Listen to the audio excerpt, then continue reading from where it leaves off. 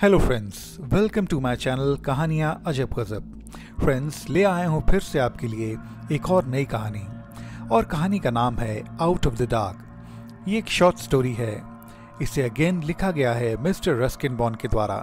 तो friends, let's start with out of the dark bye Ruskin bond. एक पुराने उजाड़ खंडर पर जो पहाड़ पर था, शहर से बाहर, मुझे कुछ देर के लिए इस खंडर में शरण लेनी थी, उस आंधी तूफान से बचने के लिए। ये एक गुफा थी, एक पत्थर की दीवार के अंदर, हरी कीचड़ और चमगादड़ों से भरी। पर मुझे तो इस भयानक आंधी तूफान से बचने के लिए एक सुरक्षित स्थान की तलाश थी, जो अब मुझे मिल गया था। ऐसा लगता था कि यह एक पुराना घर था, या फिर किसी जमाने में एक घर रहा होगा, एक बड़ा एवं पुराना घर, मगर अब पूरी तरह से खराब और खस्ता हाल में, पूरी तरह से उजाड़। अभी मैं इस वीरान घर के अंदर खड़ा इस पूरे घर को देख रहा था और सोच विचार में डूबा था, तभी मुझे किसी की एक बेहद डरावनी रोने की आवाज़ सुनाई पड़ी, और हवा के एक झोंके के साथ सुनाई दी एक आवाज़ जो कह रही थी, मुझे अंदर आने दो, मुझे अंदर आने दो। मुझे लगा, अरे कुछ नहीं, यह किसी के रोने या बोलने की आवाज़ नहीं है, ये तो सिर्फ आंधी और तेज हवा की वजह से उत्पन्न हुई ध्वनि है, और कुछ पेड़ों ने आपस में टकराकर और बारिश ने पत्थरों से टकरा कर ये ध्वनियाँ निकाली हैं। डरने जैसा कुछ भी नहीं है। अब मुझे मेरे दिमाग ने यह भी बताया कि कहीं ऐसा तो नहीं कि ये आवाज़ किसी भटकती हुई आत्मा की हो, जो बीते वक्त के एक सुनसान हिस्से में कैद हो गई हो, और इस वीरान घर में किसी दरवाजे पर बैठी हो, जिस वीरान घर को मैंने अपना शरण स्थान अभी के लिए बना दिया है। फिर कुछ देर बाद मैं उस घर से निकल चला, क्योंकि आंधी तूफान थम चुका था।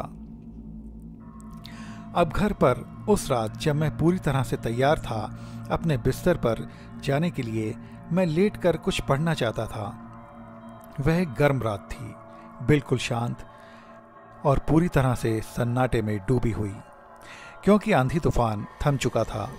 तभी मुझे ऐसा लगा कि कोई बाहर की तरफ घूम रहा है और दरवाजे पर दस्तक दे रहा है। मैंने पूछा, कौन है?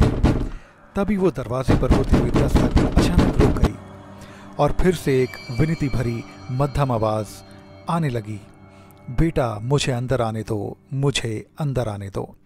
मैं चिल्लाया, कौन है वहाँ, कौन है वहाँ? और मैं जल्दी से अपने बिस्तर पर से उठा, अपने ठंडे फर्श को, जो कि पत्थर का बना था, उसको पार कर अपने घर के दरवाजे को तेजी से खोला, तो देखा कि वहाँ पर कोई नहीं था। बस चांद की रोशनी दरवाजे की चौखट और सीढ़ियों पर पड़ रही थी। इसके बाद मैंने वहीं से दोनों दिशाओं में भी देखा और सड़क पर नज़र भी डाली, पर वहाँ भी मुझे कोई दिखाई नहीं दिया। पर उसके बाद करीब करीब आधी रात के बाद फिर से एक आवाज़ ने मुझे नींद से जगा दिया, और मैंने वही दस्तक फिर से सुनी। अब ये दस्तक दरवाजे पर से नहीं, पर मेरे बहुत ही करीब से सुनाई पड़ रही थी। ये दस्तक मेरे कमरे की खिड़की पर हो रही थी। अब मैं बिल्कुल खामोश अपनी सांस को रोककर अपने बिस्तर पर लेटा रहा और सोचने लगा कि यह दस्तक तो उस बड़े पेड़ के हिलने से ही हो रही होगी, और जिसको पूरी तरह से हवा ही हिला रही है, और उस बड़े पेड़ के पत्ते लगातार इस खिड़की से टकराकर इस ध्वनि को पैदा कर रहे हैं। या ये भी हो सकता है कि कोई बड़े आकार का कीट या कीड़ा इस खिड़की पर लगातार अपने पंखों को फड़फड़ा रहा हो। मगर मुझे ऐसा लगा जैसे मेरे मन में अब भी आवाज़ लगातार दस्तक दे रही हो, ओह बेटा मुझे अंदर आने दो, मुझे अंदर आने दो। सो फ्रेंड्स, ये थी अगेन एक स्पूकी और हॉरर शॉर्ट स्टोरी, जो कि लिखी गई थी by the one and only sir Ruskin bond के द्वारा।